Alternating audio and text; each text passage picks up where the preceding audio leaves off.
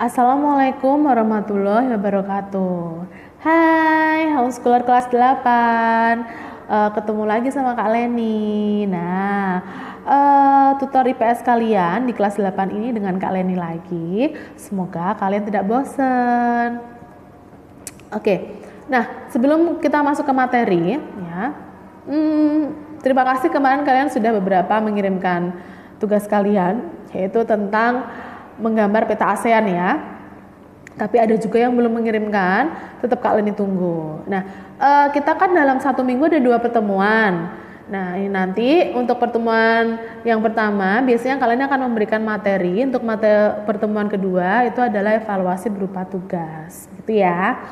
Nah, jadi bukan, wah ini pertemuannya seminggu 2 kali, berarti tugasnya 2 kali. Enggak, dalam 1 minggu tetap 1 kali aja. Untuk tahun ajaran kali ini kita akan mempelajari 5 modul ya. Dimulai dari modul 6. Loh kok kenapa 6? Karena modul 1 sampai modul 5 sudah kita pelajari di kelas 7. Kita tinggal melanjutkan saja langsung ke modul 6 begitu. Nah, ini adalah materi dari modul yang kalian mungkin belum dapat.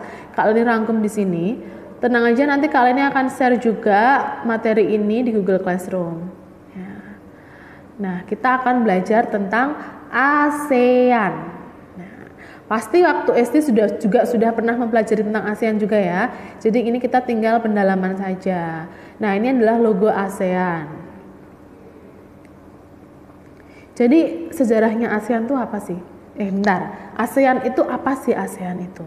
ASEAN itu adalah singkatan dari Association of Southeast Asian Nations, gitu ya. Ini adalah suatu organisasi, ya, suatu organisasi yang mewadahi negara-negara di Asia Tenggara. Di Asia Tenggara. Sejarahnya ini sebelumnya seperti ini. Jadi ada 5 negara, ya, ada 5 negara yang mengirimkan menteri luar negerinya untuk mewakili sebuah pertemuan di Bangkok, Thailand pada tanggal 5 sampai 8 Agustus 1967. Dari pertemuan tersebut, ya, itu dibuatlah lahirlah yaitu Deklarasi Bangkok yang isinya adalah pembentukan sebuah organisasi yang kita sebut dengan ASEAN, begitu. 5 negara itu ada apa aja? Yang pertama Indonesia, yang kedua Singapura, yang ketiga Filipina, keempat Malaysia, dan kelima Thailand. Nah, menteri luar negeri itu yang mewakili itu ada siapa saja? Dari Indonesia itu ada Adam Malik. Terus kemudian dari Singapura itu ada Sinatamir Rajaratnam atau biasa kita sebut dengan Rajaratnam. Terus dari Filipina Narcisco Ramos, Malaysia Tun Abdul Razak, dari Thailand Hanat Khoman. Emang ya bahasa Thailand, orang Thailand tuh namanya susah-susah ya, Hanat Khoman. Ya. Nggak apa-apa. Oke, nah ini adalah peta dari negara Asia Tenggara ya, ASEAN. Kita bisa lihat, nah negara kita adalah negara yang paling luas. Kita bisa lihat di situ. Negara paling luas, paling banyak pulaunya, paling banyak penduduknya. Nah, itu adalah negara Indonesia, negara Indonesia tercinta. Nah, di situ kita bisa lihat ada 10 anggota ASEAN ya.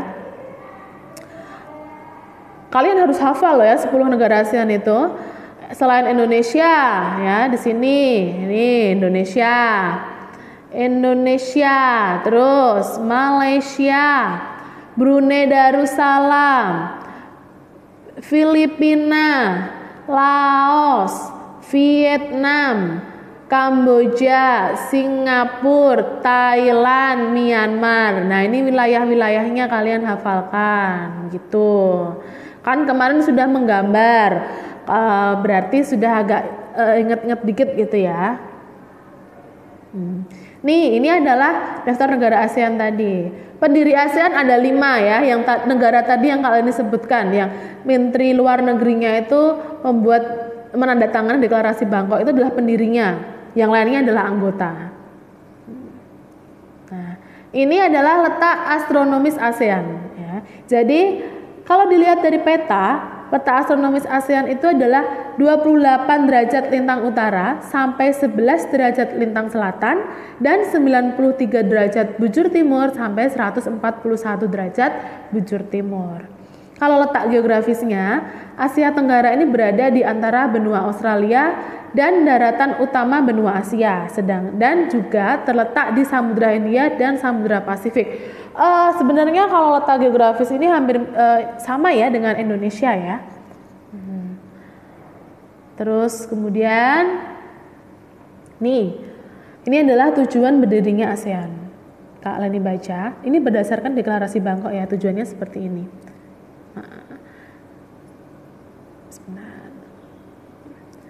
Tujuannya yang pertama adalah mempercepat pertumbuhan ekonomi, sosial, dan kebudayaan di kawasan Asia Tenggara. Yang kedua, meningkatkan perdamaian dan stabilitas regional di kawasan Asia Tenggara. Terus yang ketiga, ini adalah bekerja sama untuk mendirikan industri dan memperluas perdagangan internasional. Terus keempat, meningkatkan kerjasama untuk kepentingan bersama, bisa di bidang ekonomi, sosial, budaya, pendidikan, teknik, ilmiah, dan administrasi negara. Terus kemudian selain itu memelihara kerjasama dengan organisasi regional dan organisasi internasional. Jadi kalau kalian pikir, dengan adanya organisasi ASEAN ini, itu menguntungkan atau merugikan? Gimana? Itu rugi Kak, soalnya kan kita harus bayar iuran, kita pengeluaran terus, jadi kita rugi. No, ya memang ada iuran wajib yang harus kita bayarkan sebagai anggota, tetapi itu manfaatnya sangat luar biasa banyak sekali tentunya. Dengan adanya ASEAN ini, kita menjalin kerjasama yang bagus sekali dengan negara-negara di Asia Tenggara. Itu bagus sekali ya untuk perekonomian, ya, pendidikan tentunya. Jadi kayak perekonomian misalkan dengan adanya ASEAN ini kita mudah sekali untuk ekspor. Ya, negara ini kan ada penghasil misalkan karet, nah ini bisa diekspor di negara-negara lain kayak gitu, lebih mudah juga. Terus misalkan selain itu sosial budaya, pendidikan, kita bisa menukar mahasiswa atau siswa, guru, pendidik, nah seperti itu dan lain sebagainya ya, kerjasama yang lainnya. Nah hasilnya kerjasama, nah ini kita bisa lihat nih hasil dari kerjasama tersebut. Yang satu nih, berdirinya Universitas ASEAN di Pemantang Siantar di Sumatera Utara. Terus di Indonesia ini, terus kemudian berdirinya pabrik pupuk urea amoniak di Malaysia. Terus pabrik abu soda di Thailand. Terbentuknya Subfund Zones of Peace, Freedom, and Neutrality, yaitu adalah zona bebas dan netral. Terus berdirinya tempat promosi ASEAN untuk pedagang, investasi, dan pariwisata di Tokyo.